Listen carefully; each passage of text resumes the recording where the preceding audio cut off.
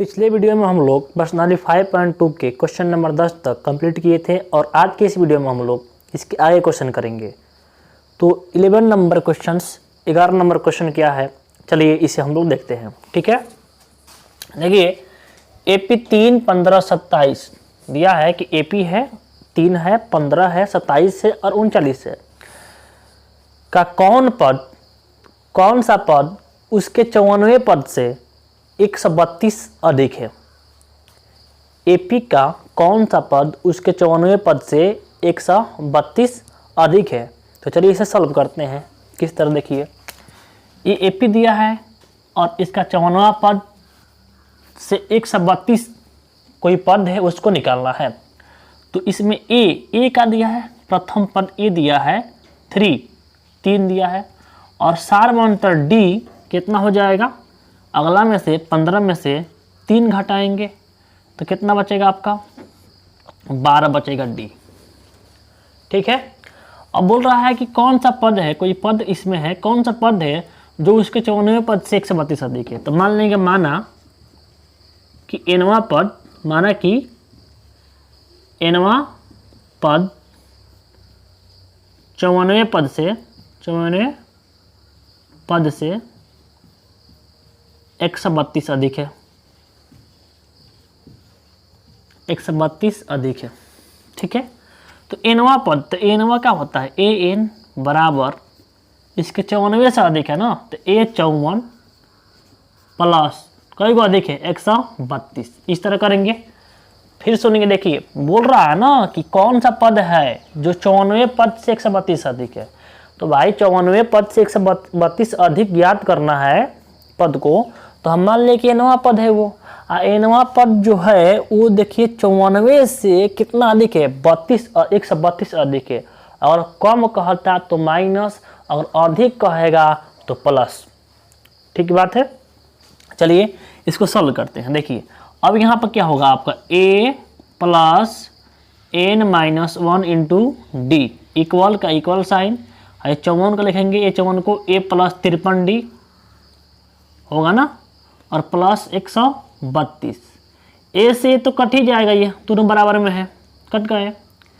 n-1 into D के मान देखिए कितना है, 12 है, तो यहाँ 12 भर दीजिए, बराबर 53 गुना D के मान भरिए 12 प्लस 132। ठीक है, और n-1 इंटू यहाँ पर 12 है इंटू में बराबर, अब क्या होगा यहाँ पर गुणा करेंगे, 12 लेकर 36 का 6 हाथ में लगा 3 और 12 × 60, 60 को 3 को 63, तो 600 कितना 36 प्लस 132 आया। अगर n-1 इंटू 12 करेंगे फिर तो इसको ऐड करेंगे तो कितना आएगा, 6 2 8 और 3 6 और 1 कितना 7, 768। और n-1 निकालेंगे मान तो 768, और ये जो बट्टा में जो है ये तो कहाँ जाएगा, बट्टा में आएगा ना, ये तो ये गुणा में है, तो ये 12 से भाग करेंगे तो 12 छक 72 और 12 छक 72 हो जाएगा, और 12 चौक 48। इसको भाग करेंगे 768 में 12 से, तो 12 छक 72 होगा यहाँ पे, और ये बचेगा 4 और ये 8 यहाँ है, 12 चौक 48, यानी कितना बार में कट गया, ये 64 बार में कट गया। ठीक है, तो ये आपका n-1 कितना आया, 64 आया, n-1 कितना आया, 64 आया। तो अब n कितना होगा आपका, n हो जाएगा 64 1 1 प्लस में 1 होगा, तो n का मान का आ जाएगा आपका 65 आ जाएगा। इधर कर दे रहे हैं, दिखाई नहीं दे रहा है शायद, तो n का बना जाएगा आपका n बराबर कितना, 64 एक कितना हो जाएगा 65, यानी 65वां पद जो है ये आपका आंसर हो जाएगा। यानी 65वां पद जो होगा उसके 94 पद से 132 क्या होगा, अधिका होगा। ठीक बात है, तो आप इस क्वेश्चन को इस तरह सॉल्व कर सकते हैं। ठीक है, तो चलिए इसे चलते हैं अगले क्वेश्चन पे। क्वेश्चन नंबर 12 देखते हैं। क्वेश्चन नंबर 12 क्या है, बोल रहा है कि दो समांतर श्रेणियों का सारवंतर समान है, यदि इनके 100वें पदों का अंतर 100 है तो 1000वें पदों का अंतर क्या होगा। दो समांतर श्रेणी है जिसका सारवंतर क्या है, समान है, और इनके 100वें पदों का अंतर कितना है, 100 है, तो 1000वें पद का अंतर क्या होगा। तो पहले आप बात समझ जाइए कि दो कोई समांतर श्रेणी है ना, और उनके बीच का समान सार अंतर समान है ना, तो जो पहले पदों का अंतर होगा वहीं हजारवें पदों का अंतर होगा, वहीं 5000वें पदों का अंतर होगा, वहीं 100वें पदों का अंतर वहीं होगा। तो 100वें पदों का अंतर देखिए क्या दिया है, 100वें पदों का अंतर 100 है, तो हजारवें पदों का अंतर भी 100 होगा। यदि आपको ऑब्जेक्टिव में पूछे इस तरह क्वेश्चन तो बनाएंगे नहीं, पहले उसे टिक करेंगे। किस तरह, आपका आंसर इसी में दिया गया है, दो समांतर श्रेणियों का सार अंतर समान होगा। कोई दो समांतर श्रेणी है और उनका सार अंतर क्या है, समान है, तब बता रहे हैं उनके पहले पद का है, चाहे 100वें पद का है, चाहे हजारवें पद का है, आपका अंतर वही होगा जो उसमें दिया होगा। तो क्या दिया है, 100वें पदों का अंतर कितना दिया है, 100 है, तो हजारवें पदों का अंतर पूछ रहा है, तो आंसर क्या होगा आपका 100 ही होगा। वहां पर आपका आंसर तुरंत ही आप वहां पर टिक कर सकते हैं, इसके बनाने की जरूरत नहीं है और फालतू का टाइम वेस्ट करने की जरूरत नहीं है, क्योंकि ऑब्जेक्टिव में आपको टाइम बचाना होता है, जितना से जितना टाइम बचेगा वो आपके लिए अच्छा होगा। ठीक है, तो आप समझ गए हैं कि आपको दो समांतर श्रेणी है और उनके बीचों का सार अंतर दोनों का क्या है, इक्वल है, बराबर है, और तब क्या उनके 100वें पदों का अंतर 100 दिया है, चाहे 5 दिया है, चाहे 50 दिया है, आपसे पूछ दे कि हजारवें पदों का अंतर बताइए, तो वही होगा जो आपको दिया है। तो दिया क्या है, 100वें पदों का अंतर 100 है, तो हजारवें पदों का अंतर क्या होगा, 100 ही होगा। आप इसे हम लोग बना कर देखते हैं किस तरह होगा। यदि ऑब्जेक्टिव में देगा तो आप ये गलती कतई ना करेंगे, आप वही मारेंगे आंसर जो उसमें दिया है। ठीक बात है, चलिए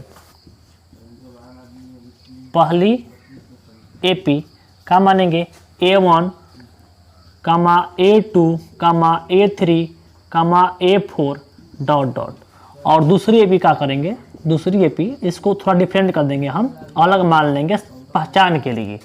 तो A1, capital A1, capital A2, capital A3 यानी 4, A4 इस तरह डॉट डॉट मान लिए। तो पहली एपी हो गया, दूसरी एपी हम कर लिए, तो अब इनका दोनों का सार अंतर क्या है, समान है। तो प्रश्न अनुसार क्या बोल रहा है, 100वें पदों का अंतर।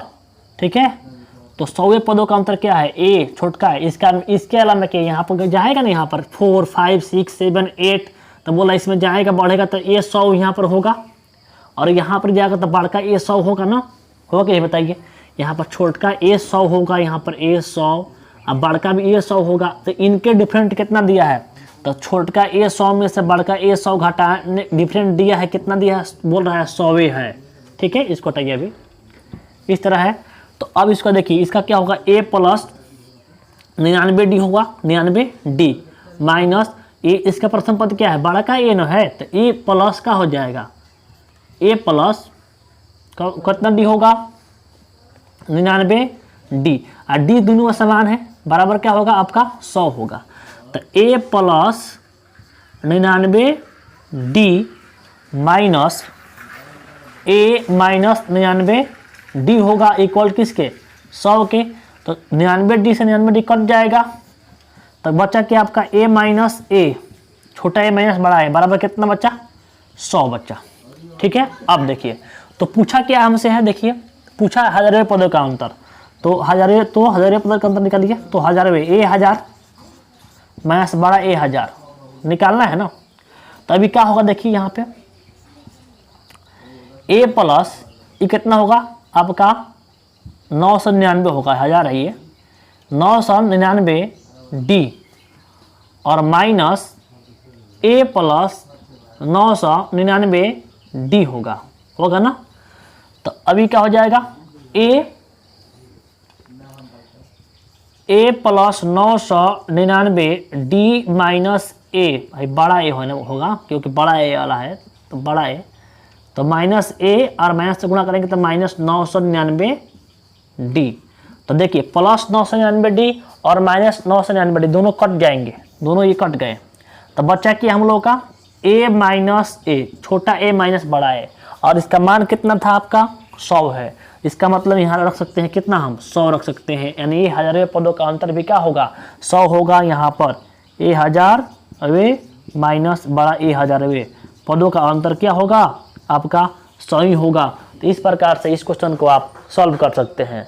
ठीक, तो अगला क्वेश्चन है 13 नंबर क्वेश्चन। देखिए बहुत ही सिंपल क्वेश्चन है। क्वेश्चन है 3 अंकों वाली कितनी संख्याएं 3 अंक वाले कितनी संख्या है, 1 मिनट, 3 अंकों वाले कितनी संख्या है, 7 से विभाज्य है, 7 से बोल रहा है, 7 से विभाज्य कितनी संख्या जो है 3 अंक वाली जिसमें 7 से भाग लग सकता है।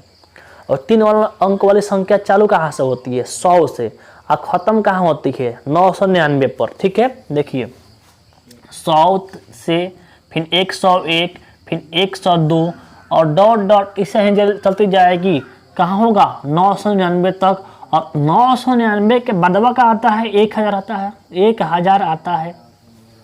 तो क्या 1000 3 अंक वाली संख्या है, नहीं है। यहाँ तो पूछ रहा है 3 अंक वाली संख्या, तो ये तो होगा ही नहीं। इसका मतलब स्टार्टिंग पॉइंट कहाँ से, 100 से, और एंड पॉइंट कहाँ पे 999 पर ख़त्म होगा। ये रही 3 अंक वाली संख्या। ठीक है, लेकिन यहाँ जो क्वेश्चन बोला जा रहा है उसमें थोड़ा ध्यान दीजिए।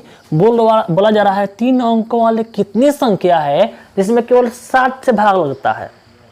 तो 3 अंक वाली संख्या ये है, इसमें किसमें 7 से भाग लगेगा।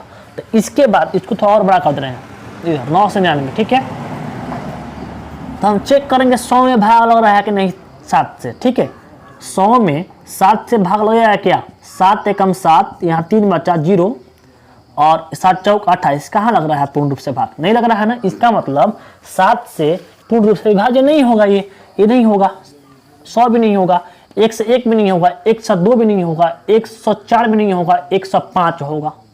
करके देखिए, 105 करके देखिए, देखते हैं। 7 एकम 7, यहाँ कितना बचा, 3 बचा, और ये 5, 7 बचे 35 हो गया। इसका मतलब कि जो 105 होगा इसमें 7 से भाग लगेगा। अब देखिए, तो 7 से भाग लेने वाला कौन हो गया, 105 हो गया, और इसके बाद 106 नहीं होगा, इसके बाद 107 नहीं होगा, 108 नहीं होगा, इसमें 7 जोड़ दीजिए। अगर 7 से भाग करना है तो 7 से भाग करने वाला एगो मिल गया ना, तो इसके बाद अब कौन लगेगा, उसमें 7 जोड़ते चलिए, आगे में है। इसमें 7 जोड़ेंगे कितना होगा, 112 होगा, फिर इसमें 7 जोड़ेंगे कितना आएगा, 119 होगा। इसमें 7 से भाग लगेगा। पहले तो हम देखिए, पहले चेक क्या किया हम कि एक कोई मिल जाए जिसमें शुरुआत में जिसमें 7 से भाग लगता है, तो हमें मिल गया 105 जिसमें 7 से भाग लगता है। तो अब ये जांच करने की जरूरत नहीं है कि 106 में लगता है कि नहीं है, इसमें आप जिससे भाग देना है उसी को जोड़ते हुए आगे में बढ़ते चले जाएंगे, ऑटोमेटिक उसमें भाग लगेगा। तो 105 है तो इसमें 7 जोड़ दिए तो कितना आ गया, 112 आ गया, फिर 7 जोड़ दिए कितना आ गया, 119 आ गया। ऐसा ही करते करते हम जाएंगे अंत में यहाँ पर। लेकिन फिर यहाँ प्रॉब्लम फिर एक प्रकट होगा कि क्या इसमें 7 से भाग लगता है कि नहीं, तो इसमें जांच करेंगे। तो ऐसा जांच करेंगे तो 199 में भाग नहीं लगेगा, 999 में नहीं लगता है, 998 में नहीं लगता है, 996, 995, 994 में भाग लगता है। 900 कितना में, 94 में आप जांच कर लेंगे। तो 994 में भाग लगता है, तो भाग करके चेक कर लीजिए। 7 एकम 7, यहाँ 2 और 7 चौक 28, और कितना बचा, 1 बचा, और ये 7 दूनी 14, यानी ये देखिए कट गया। इसका मतलब कि यहाँ पे जो स्टार्टिंग अंक वाले संख्या में वैसी संख्या जिसमें 7 से भाग लगता है उसका स्टार्टिंग पॉइंट कहाँ से होगी, 105 से, और ख़त्म कहाँ पर होगा, 994 पर। तो यहाँ पर लिख देंगे 7 से विभाज्य 3 अंक की संख्या है, 7 से विभाज्य 3 अंकों की संख्याएं क्या है, 105, 112, 119 डॉट डॉट डॉट 900 कितना है, 94 है। तो अब देखिए इसको सॉल्व करते हैं किस तरह। इसमें दिया है आपका ए दिया है, एक कितना दिया है, ए दिया है कितना, 105। ठीक है, ये 105 दिया है। और डी निकालेंगे तो डी कितना आएगा, 112 में से 105 घटाएंगे कितना आएगा, 7 में आएगा। चाहे जिससे भाग कर रहे हैं वही डी होगा आपका।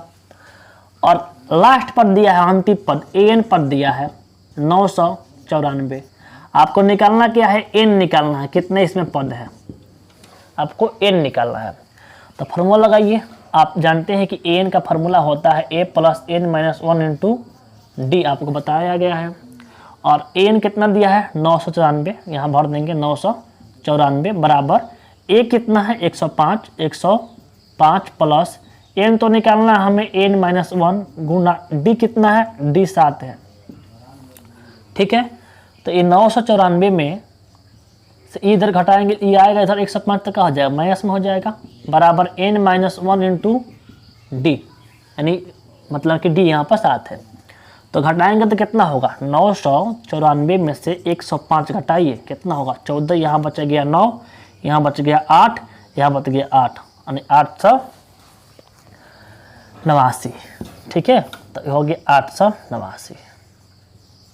ठीक है, अब देखिए n-1 इंटू 7 से कट सकता है, ये 7 से तो भाग आएगा ना, क्योंकि यहाँ पे देखिए ये गुणा में है, भागा में अगर तो काट सकते हैं इसको हम। तो 889 में यहाँ पर 7 से भाग कर गए, 7 से कम 7, कितना बचा 1 बचा, 7 दूनी का 14, कितना बचा यहाँ 4 बचा, ये 9 इधर आ गया, 7 7 49, यानी 127 बार में कट जाएगा।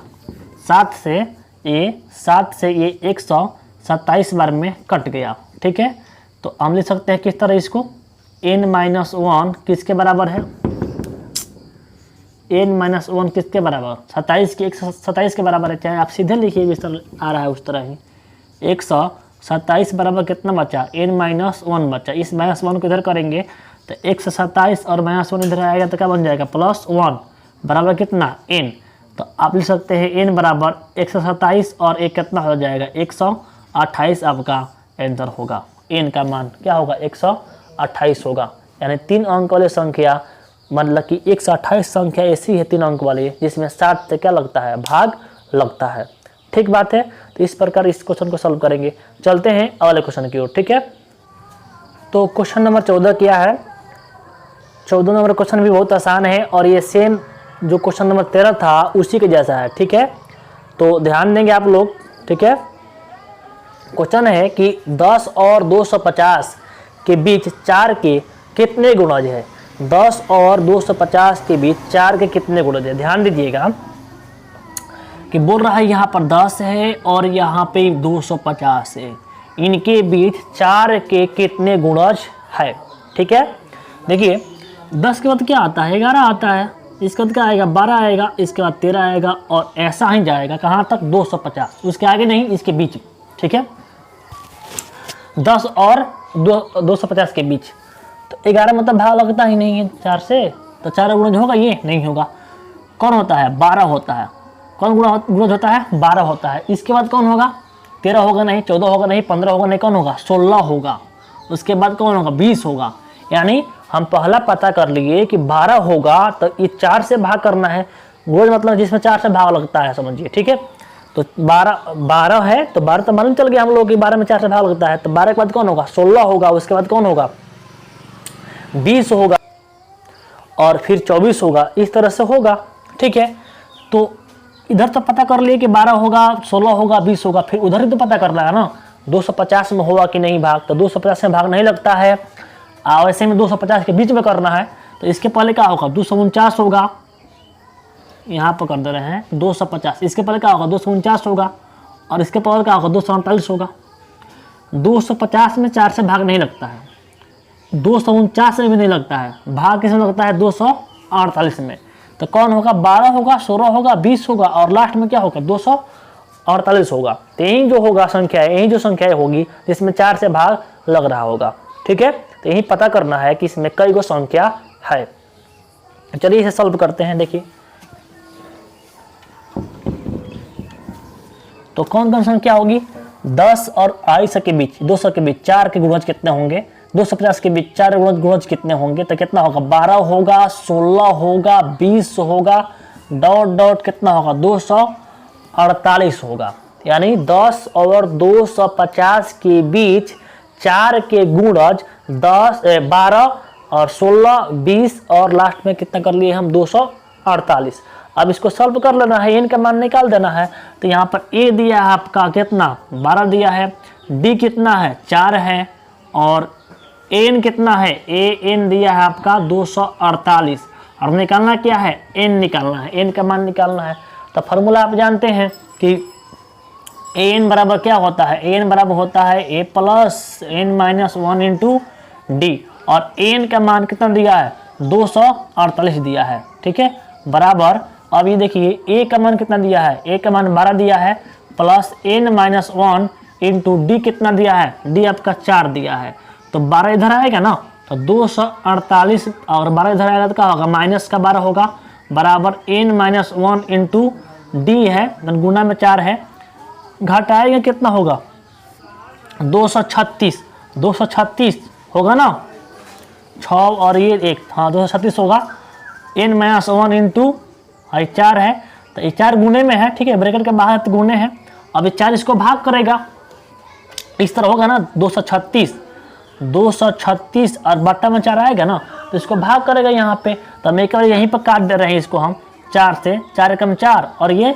4 पच्चे 20, यहाँ कितना बचा 3 बचा, यहाँ 236 से भाग करोगे ना 4 से, 4 पच्चे 20, यहाँ 3 बचा और 4 नवा का 36, 4 नवा का 36, यानी 59 बार में कटेगा, यानी कितने बार में कटेगा ये 59 बार में, तो क्या हो गया 59 किसके बराबर हो गया आपका n माइनस 1 के बराबर, तो 59 हाई माइनस 1 इधर आएगा तो क्या बन जाएगा प्लस का 1 बनेगा n बराबर, तो ये कितना हो जाएगा 60 बराबर कितना हो जाएगा n, 60 बराबर n है, चाहे n बराबर कितना हो जाएगा 60 हो जाएगा, n बराबर कितना होगा 60 होगा, यही अब क्या होगा आंसर होगा, यानी इसमें कुल कितना है 60 को संख्या है जिसमें 4 से भाग लगता है जो 4 के गुणज है, ठीक है।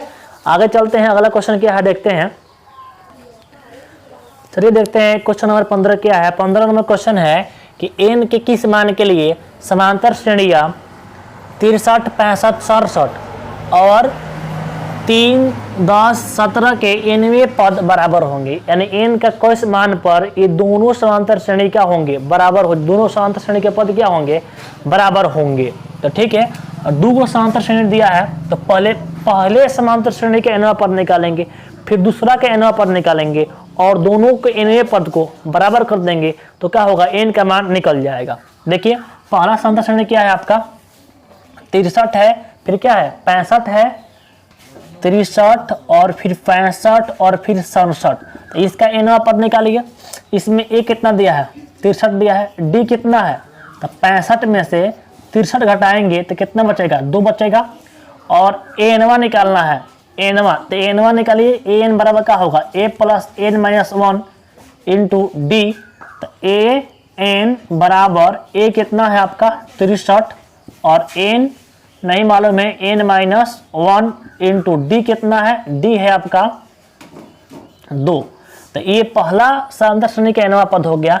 ऐसे ही दूसरा का निकालेंगे, दूसरा क्या है आपका 3 है, 10 है और क्या है 17 है, तो इसमें a कितना है आपका, इसमें a आपका, इसको बड़ा a मान ले रहे हैं हम, ठीक है, इसको बड़ा a मान ले रहे हैं डिफरेंट दिखने के लिए, ठीक है 3 और यहाँ पर d क्या है बताइए, d सार्वंतर, 10 में से घटाएंगे आप, 10 में से घटाएंगे 3 तो कितना बचेगा 7 बचेगा, इसका nवां पद निकालिए, तो इसका फार्मूला क्या होगा बड़ा a plus n minus 1 into D होगा, तो n कितना है यहाँ पे, n तो है नहीं, यहाँ पर n बराबर क्या होगा 1, यहाँ पर 3 है और n माइनस 1 और d कितना है 7 है। और ये देखिए ये जो है प्रथम मैंने पहला एपी का nवां पद है और ये जो है दूसरा एपी का nवां पद है, और यहाँ जो क्वेश्चन कह रहा है nवें पद क्या होंगे, दोनों बराबर होंगे किस n के लिए, तो इसका nवां पद और इसका nवां पद दोनों का होंगे इक्वल होंगे, तो यहाँ लिखेंगे यहाँ पर चूंकि nवें पद क्या है, nवें पद बराबर है, बराबर होने पर क्या होगा होने पर, तो इसका an जो होगा छोटा an बड़ा an के बराबर होगा, तो क्या बनाएगा छोटा n कितना है आपका 63 प्लस n माइनस 1 इंटू 2 और इक्वल बड़ा n कितना है 3 प्लस n माइनस 1 इंटू क्या है 7 है। अब इसको सॉल्व कर लेंगे, ठीक है, तो यहाँ देखिए क्या होगा, इधर कर दे रहे हैं हम 63 और इधर जाएगा तो माइनस 3 होगा और प्लस कितना है, इसको इधर कर दीजिए या ऐसा कीजिए कि जितना n वाला टर्म है इधर कर दीजिए, तो n माइनस 1 इंटू 2 और इधर आएगा तो माइनस n माइनस 1 इंटू 7 होगा, ठीक है, और उधर जाएगा तो क्या होगा, ये उधर बचा है 3 और इधर जाएगा तो होगा माइनस 63 बचेगा होगा, यहाँ पे 3 माइनस 63 होगा, तो ये गुणा करेंगे कितना होगा 2n माइनस 2, आई गुणा करेंगे कितना होगा, देखिए तो गुणा करेंगे 7n माइनस 7 और बराबर घटाएंगे, इधर कितना बचेगा, -60 बचेगा। ठीक है, -60 बचेगा। अब क्या होगा, ये 2n माइनस 2 और माइनस से गुणा करेंगे तो -7n और क्या हो जाएगा, +7 बराबर -60। तो ये 2n में से 7n घटाएंगे तो कितना बचेगा, -5n बचेगा। और ये देखिए ये -2 और +7 तो कितना हो जाएंगे, प्लस का 5 बचेगा होगा। ठीक है, बराबर कितना, -60। अब ये इसको उधर भेजिए तो -5n बराबर -60 और ये प्लस का 5 है, क्या बन जाएगा, माइनस का 5 बन जाएगा और माइनस का 5n बराबर हो जाएगा ये -65। अब यहाँ से काट देंगे, 5 से 5 कटेगा और ये 13 5 65 होता है, यानी n कितना होगा, 13 होगा। यानी nवें पद कितना होगा, 13 पक्का होंगे। दोनों समांतर श्रेणी के जो पद होंगे क्या होंगे, बराबर होंगे, जो हमसे यही पूछा जा रहा था। यदि आपको नहीं समझ में आया है क्वेश्चन ये, तो आप इस कमेंट बॉक्स में लिख के बताइएगा, उसको हम इस क्वेश्चन का मैं फिर अगले वीडियो में भी एक बार शॉर्ट विधि ट्रिक के माध्यम से मैं बता दूंगा। ठीक है, चलिए चलते हैं